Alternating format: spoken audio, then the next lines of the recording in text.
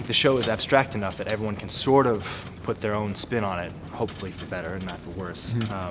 I have my own intention, but when you're mixing together all this stuff and you're not, bonking someone over the head with the meaning of it, I hope that somebody has something at least constructive and positive and affirming to whatever they see and hear.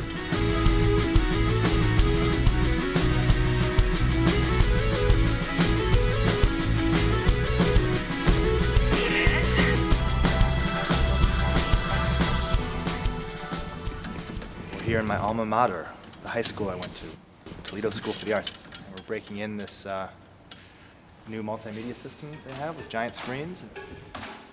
When I first started at TSA, and it was like playing on buckets and 2x4s, and it was so, it was pretty punk in its ethos. And now it's, to have this proper facility, it's a whole thing.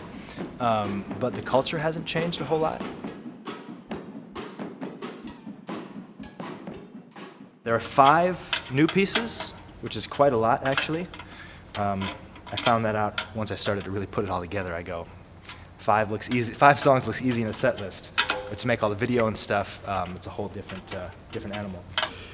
And then there's some stuff that gets very into what's happening nationally, how we're relating to, let's say, the new chapter we're about to enter, which is very uncertain.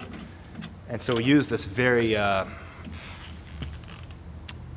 lot of this American iconography, and trying to have that be in dialogue with what's happening now and what everyone's feeling now. I want to try and meet that moment somehow.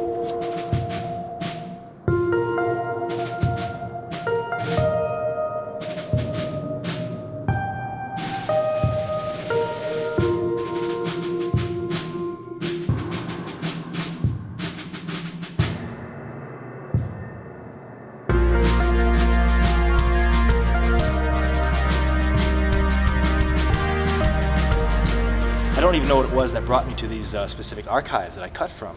Talk about just intuitive. That's really the best thing, is when you find something that just feels right. And later, especially after shows, when people would come up to me and say, "Oh, the way you're playing interacted with this, and then this cut matched with this," it was things that I didn't even realize consciously so much. So I think in the right circumstances, you can let the subconscious sort of do the work for you.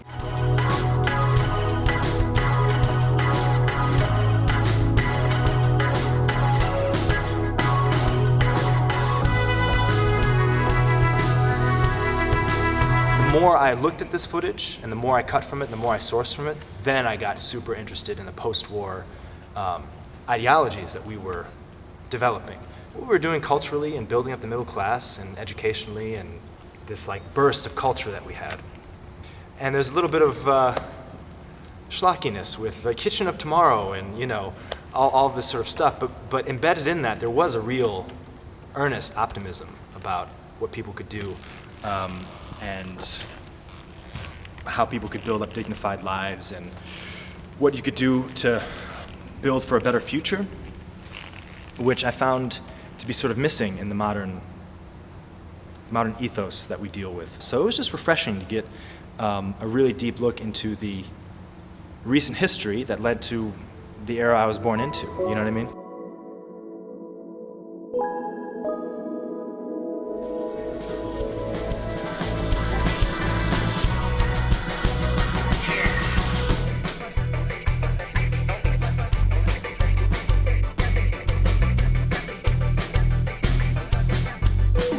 Inside the control station, a team of specialists with ultra-sensitive electronic equipment are waiting for the climax of a dramatic experiment they've been working on for many months. An experiment known by its code name as Project Echo. I played this in really unusual places, like alleyways in Tokyo, and cinemas that were half cinemas, half performance spaces in Italy, and weird underground bars in Berlin.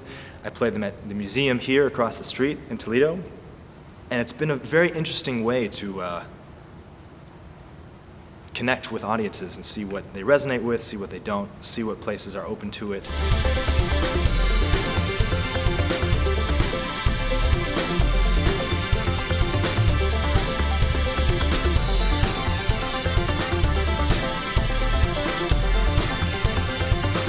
I don't know, I think that's also part of the reason why I had to put this together the way I did.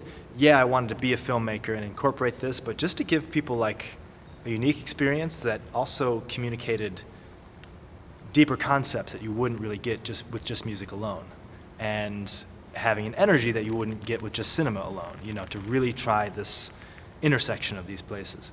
So it's a really fun way to mix energy and ideas. This is kind of, on a good night, the sweet spot of where I like to be emotionally and energetically and thematically with all the things going on. Speed of sound, hyperconnectivity, overload, how we use your data.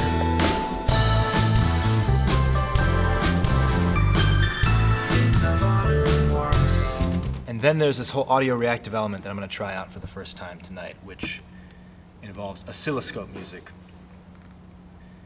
which turns sound into oscilloscope readouts. And with the proper sound, using this Resolume program, we can have everything react to all the noises.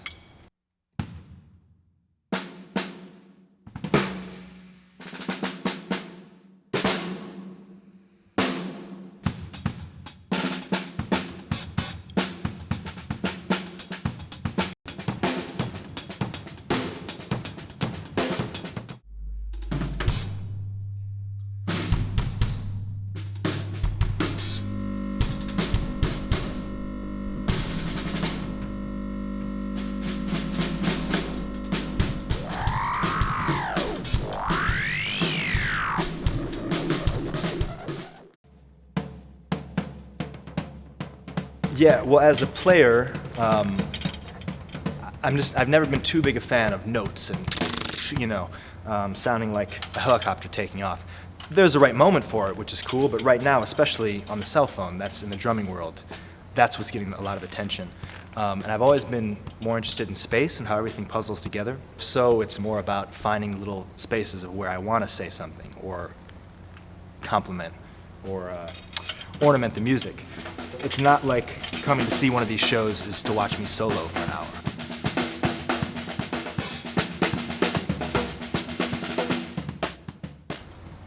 Empty space, and realizing that the note that comes after that empty space is just as powerful as filling it up with all this other stuff you want to do.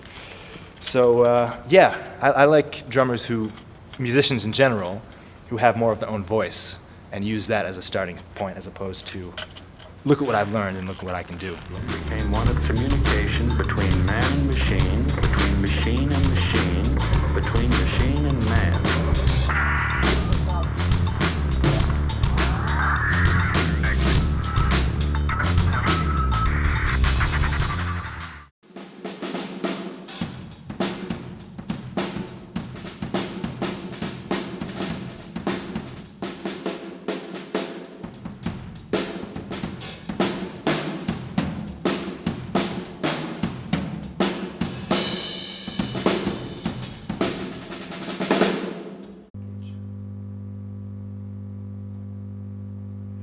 How's it out front?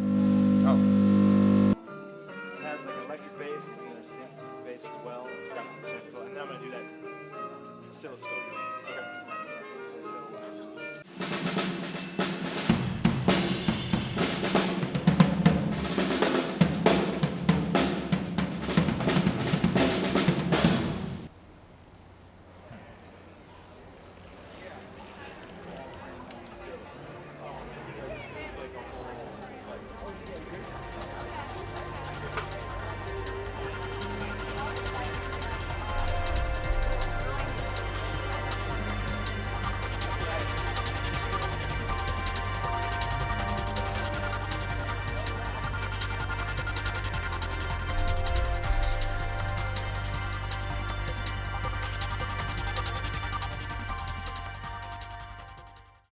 And it's very exciting to have him home. This is his only U.S. appearance this year.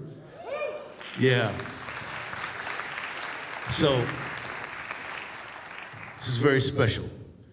Dom Gray.